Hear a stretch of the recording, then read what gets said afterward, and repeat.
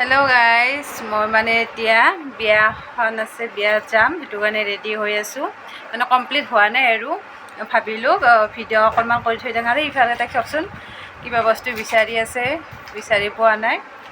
Makeup checkup কৰিছে ধুনীয়াকৈ বাৰু, মই বাৰু কৰা নাই। খালি আমাৰ ৰেডি হোৱা কমপ্লিট হ'ল। এতিয়া বিয়ালৈ বুলি গৈ আছোঁ আৰু বিবাহ ভৱন আহি পালোঁ।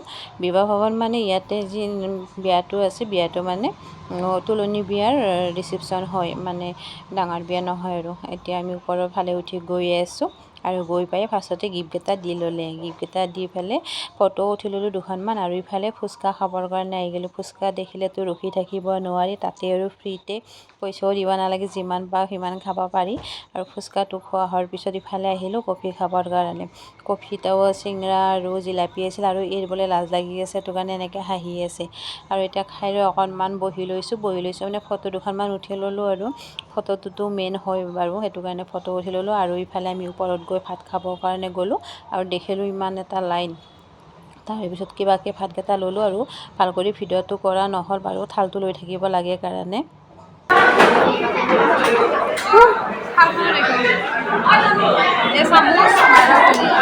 হাতেদি খাম, আমাৰ হাত মেইন। দেখাত লৈছোঁ আৰু ইফালে মিঠাই খাব আহিলোঁ। মিঠাই আৰু দৈ দিছিল।